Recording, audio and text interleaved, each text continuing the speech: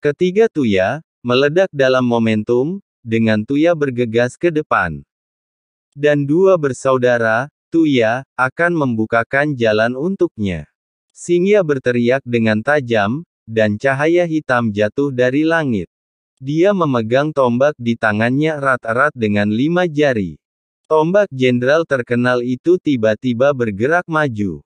Aktifkan kembali ketajaman 1000 tingkat, ubah menjadi hantu yang kesal, untuk menyerang. Kamu menggunakan jiwa, orang-orang sensi untuk memperkuat serangan. Piton hitam Xiao Yueli bertabrakan dengannya dan yang digunakan Jituya adalah berubah menjadi asap biru dan menghilang. Dia tiba-tiba terkejut karena serangannya dapat dihentikan dengan cara ini. Kebencian dari jiwa-jiwa yang kesal itu menghilang dan mereka kembali ke reinkarnasi. Pada tombak grafiti, jiwa-jiwa kebencian yang tak terhitung jumlahnya tampaknya terstimulasi. Sepertinya dia mencoba melepaskan diri dari tombak itu dengan paksa. Jeritan jiwa-jiwa tak berdosa ini mungkin terdengar kasar bagi orang luar, namun apa yang didengar Xiao Yueli adalah permohonan bantuan dan kerinduan akan penebusan yang tak terhitung jumlahnya. Xiao Yueli menjadi semakin marah, dia adalah Raja Hades. Jiwa-jiwa ini seharusnya memasuki reinkarnasi, tetapi dimanfaatkan oleh Taiksu. Memutar tubuhnya, wajah kematian mengeluarkan cahaya hitam seperti bulan sabit, dan kekosongan di sekitarnya menjadi sedikit terdistorsi, langsung menuju ke arah Tuya. Namun, pada saat ini, sesosok tubuh tiba-tiba bergerak maju, menyeret tombak panjang di udara, dan terus-menerus menyapu cahaya tombak, dan bahkan menyelubunginya. Kalian punya kekuatan, kalian belum pernah mendengar tentang kuil Weiming, itu kekuatan 3 bersaudara. Aku akan membiarkan kalian melihatnya hari ini. Tombak di tangan Puseng lebih cepat, dan serangan Qi mengandung kekuatan aturan. Ini adalah kekuatan yang hanya bisa dimiliki oleh keabadian dewa. Pada saat ini, sepertinya aliran kekuatan mengalir ke tubuhnya. Nidgat armor di tubuhnya telah diubah oleh Taiksu, dan telah ditingkatkan dalam berbagai aspek. Namun, dunia ilahi Taiksu adalah pasokan energi yang paling penting. Mereka bertiga bergegas keluar bersama-sama dan langsung menuju Xiao Yueli yang pertama bergegas keluar. Namun, pada saat ini, sebuah jari emas besar jatuh dari langit. Zhu Xingzi. Sementara Xiao Yan mengerahkan kemauannya, dia mengumpulkan tekanan, menyebabkan tubuhnya bergerak di depan ketiga orang itu dalam sekejap, dan tinjunya yang bersinar dengan cahaya keemasan menyelimuti mereka tanpa pandang bulu. Tuya segera melangkah maju untuk melawan Zhu Xingzi, sedangkan Tu Seng menghadap Xiao Yan dan Tuya berada di belakang. Xiao Yueli tidak ragu-ragu, dia menunjuk langsung ke arah Tuyan. Tidak sulit untuk melihat bahwa Tuyan adalah salah satu dari 3 bersaudara yang paling lemah. Tu Seng melambaikan tombak di tangannya dan bertarung dengan Xiao Yan tanpa tertinggal. Dan ini membuat Xiao Yan menyadari sesuatu yang aneh. Xiao Yan menggunakan 82 perubahan pukulan Tianshen tidak terlalu banyak. Dia mengandalkan kekuatan dominannya untuk mendapatkan keuntungan.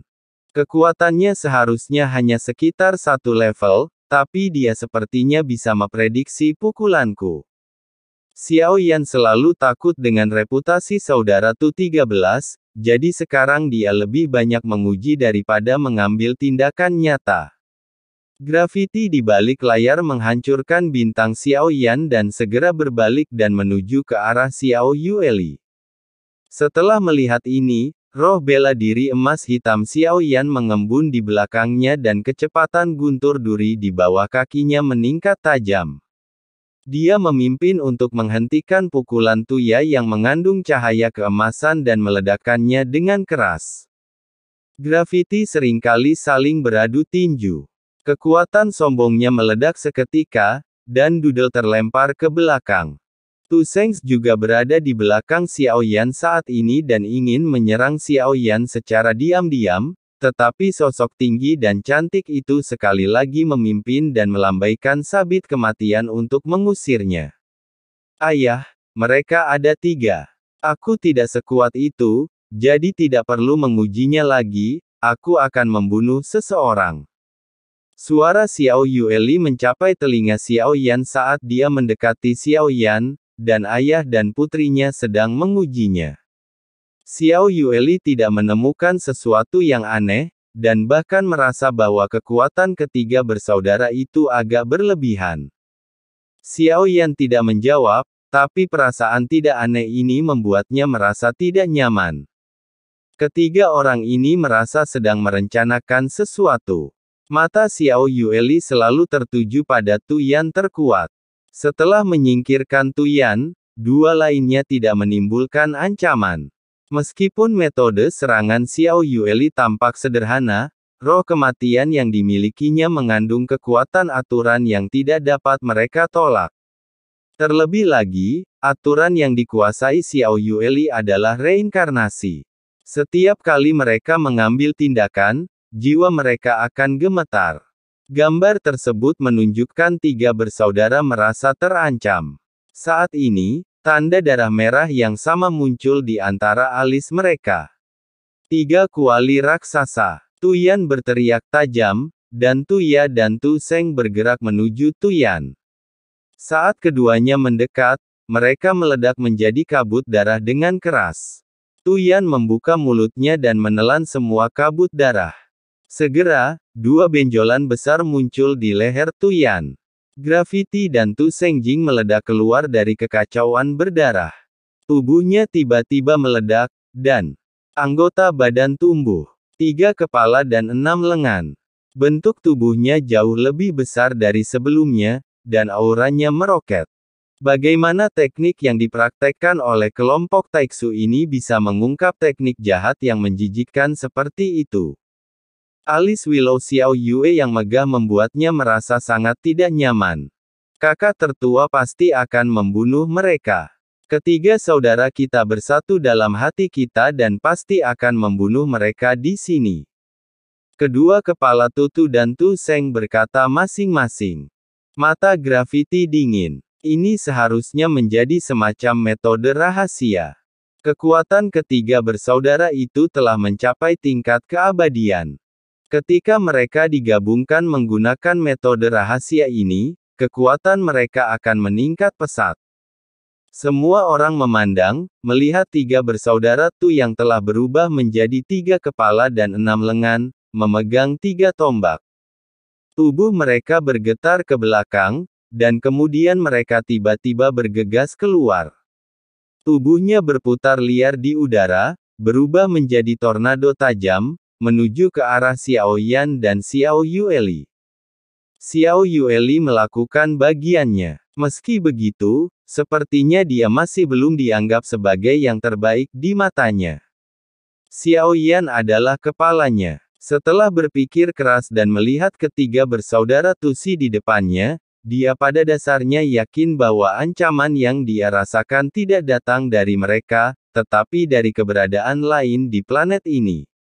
Segera, Xiao Yan melihat ke arah tanah. Dia mengabaikan ketiga Tu bersaudara dan langsung bergegas ke tanah. Ketenangan sebelumnya dari 3 bersaudara Tu yang kokoh tiba-tiba menghilang. Bahkan saat menghadapi Xiao Yan dan Xiao Yueli, Tu Yan tidak pernah menunjukkan tatapan ketakutan seperti itu, bahkan mengabaikan Xiao Yueli dan langsung mengejar Xiao Yan. Xiao Yueli juga tercengang, tidak tahu apa yang terjadi, dan Baye mengikutinya dari dekat. Tempat ini adalah wilayahku di Taiksu, kamu tidak bisa mendekat. Dia membuka tinjunya dengan cepat untuk menghentikan Xiao Yan bergerak di bawah tanah, tapi masih menikam Xiao Yan dengan serangan yang ganas. Namun, Xiao Yueli memblokir serangan Qi. Bahkan Xiao Yueli pun penasaran dengan apa yang ada di bawah tanah, hingga membuat ketiga kakak beradik Tu panik. Bintang Hongmeng sangat besar, Tetapi hanya perlu beberapa napas untuk mencapai pusat bumi dengan kecepatan Xiaoyan. Ketiga bersaudara itu tidak dapat menghentikan Xiaoyan karena kekuatan mereka tidak cukup. Dia menerobos formasi batuan padat dan langsung menuju pusat bumi secara vertikal. Namun, pemandangan yang muncul di sini langsung membuktikan bahwa persepsi Xiaoyan benar.